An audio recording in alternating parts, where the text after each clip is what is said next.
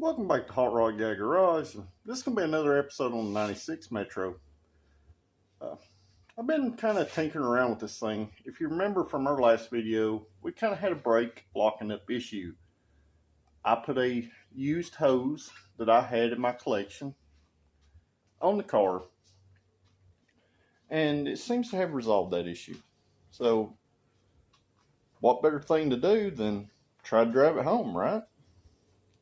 So, follow along with me today, and before we get into that, I'm going to just kind of go over the car with you and show you what I have done since the last video. So, stay tuned.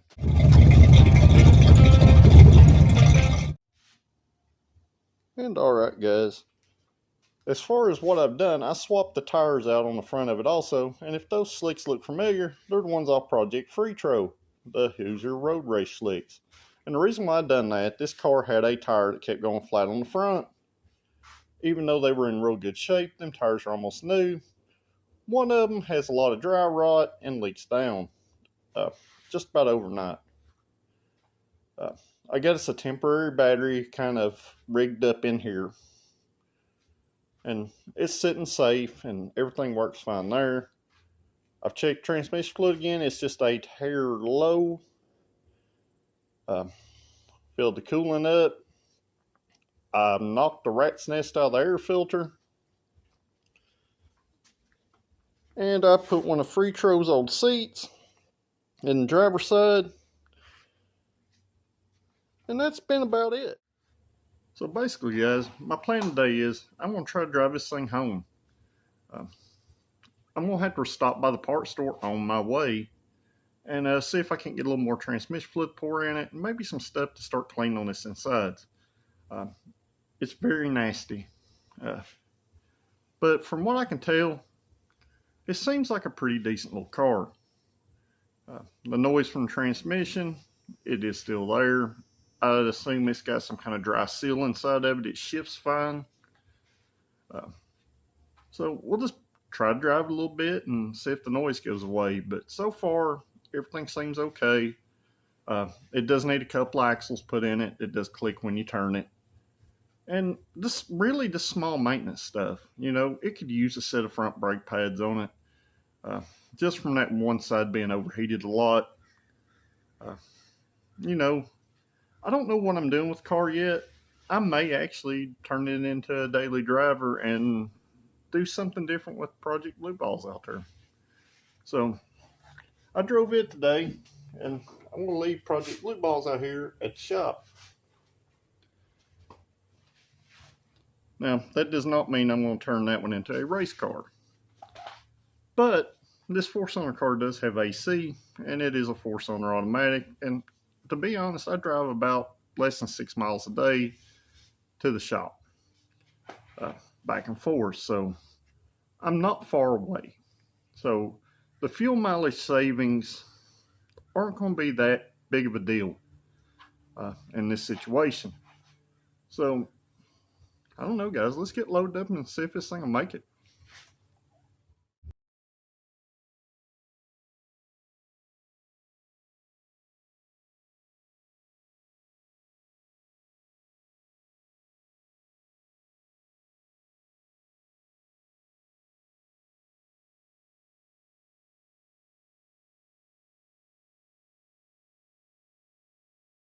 So far, so good. I'm smelling a little brake, so we may still have a brake locked up. Let's keep going.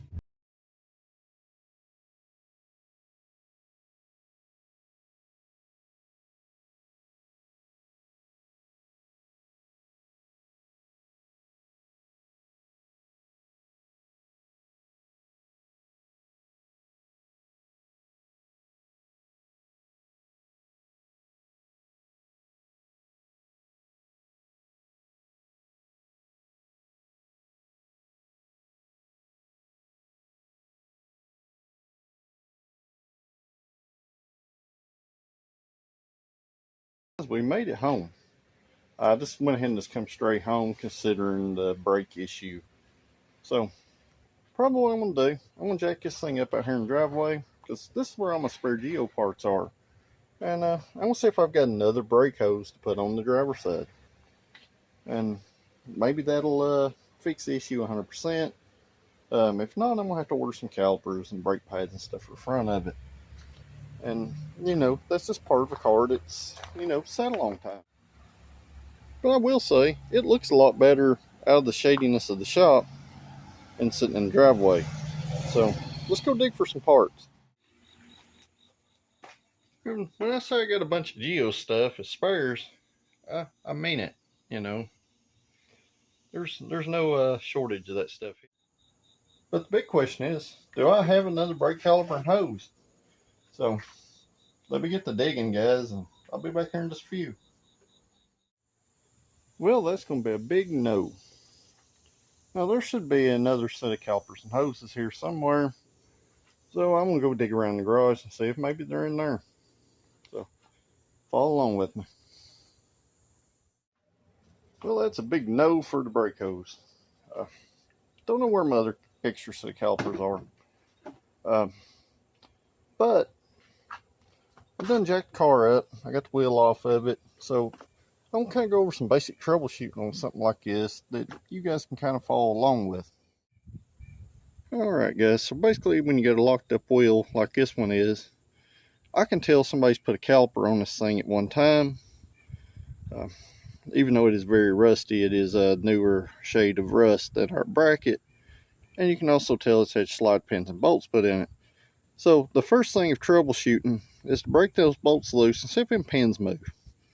If the pins move, it's not the pins froze up. The other thing to do is take a screwdriver and put it in here and see if that caliper will go back. Which this one will, with the bleeder cracked loose, so that tells us we got a brake hose that's plugged up. So at this point, since I don't have a hose and I can't get a hose fairly quickly, I'm going to pull this brake line hose off and I'm going to see if it's just plugged maybe with rust. So let's see what happens. Well, it's a little while later and I've got the brake hose thing just kind of figured out. Now, I'm going to show y'all something, and this is not something I'm going to recommend for anybody to do, but I run a wire down through that brake line hose and basically try to find where the blockage was. Well, the blockage was at our secondary clip there. And as you can see in this piece of metal, this is where the brake line hose attaches to your strut. This thing had so much rust down in there, and I know it don't look so bad in this video, but a lot of flaky big stuff fell out. And what it had done, it had pinched off the brake line hose right at that connection.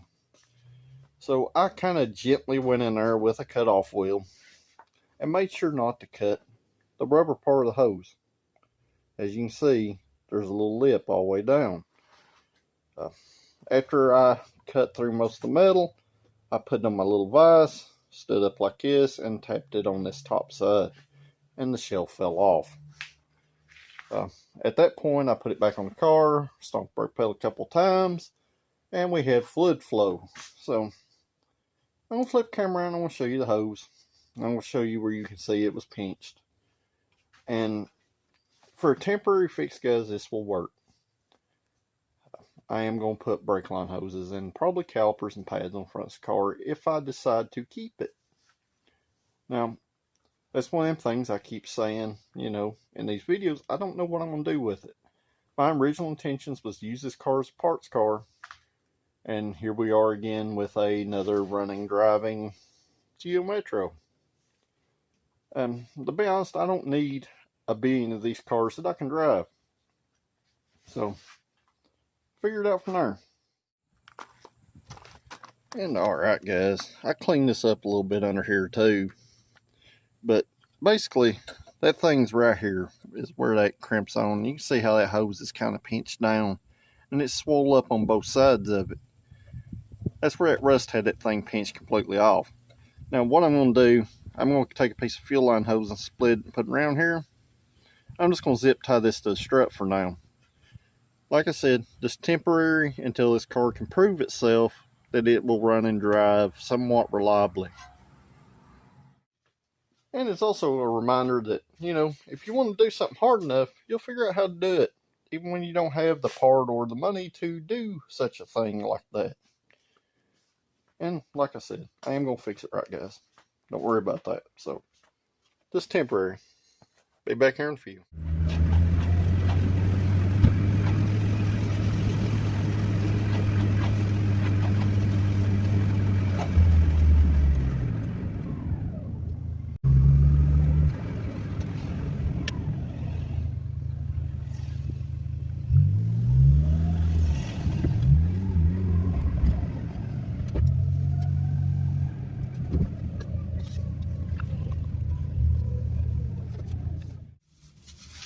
Well, you probably can't see me because of the sun, but, you know, I got some stuff pouring the gas too, so hopefully that'll make a big difference.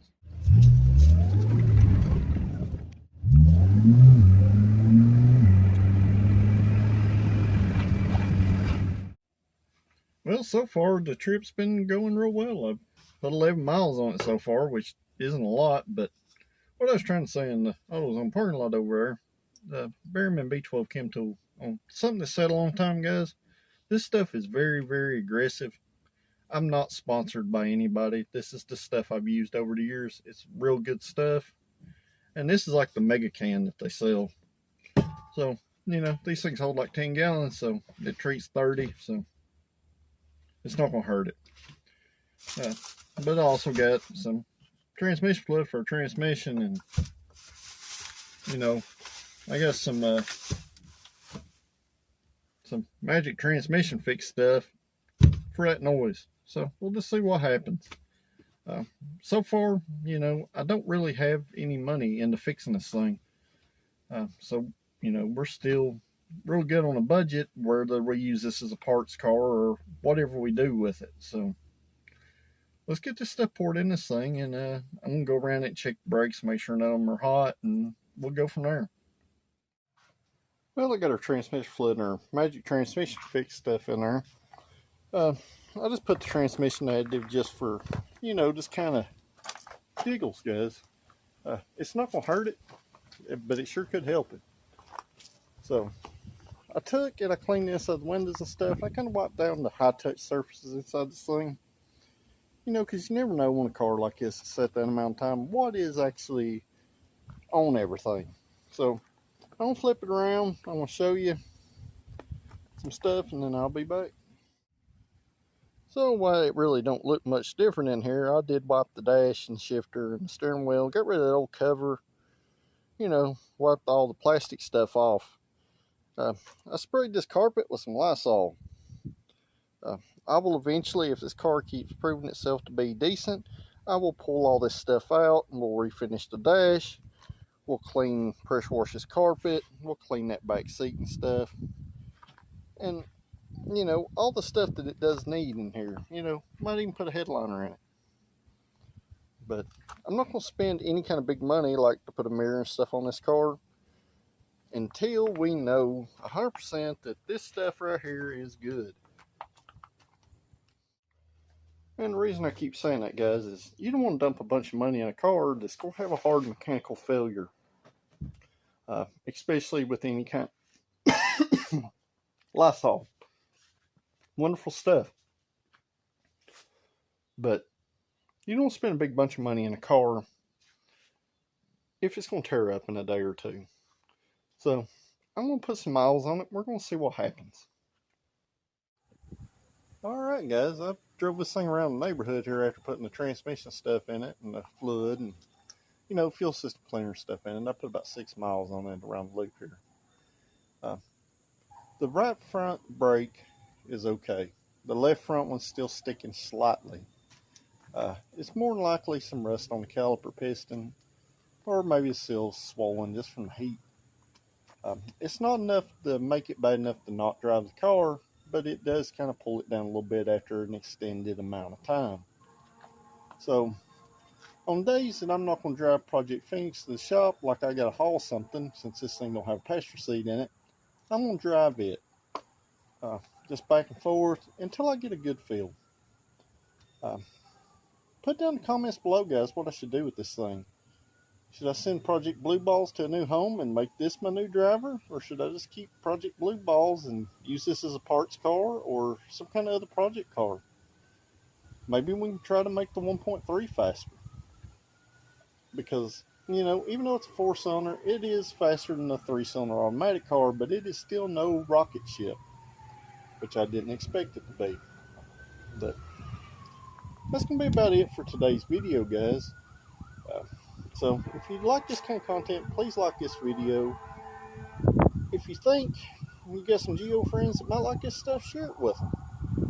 And most importantly, hit that subscribe button, because it helps small channels like mine grow.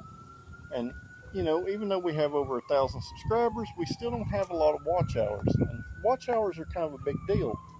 And the more you like this stuff, the more you comment, the more you share it, the more YouTube pick it up on our algorithm and get it in front of more people. So until the next time, guys, I'll see you then.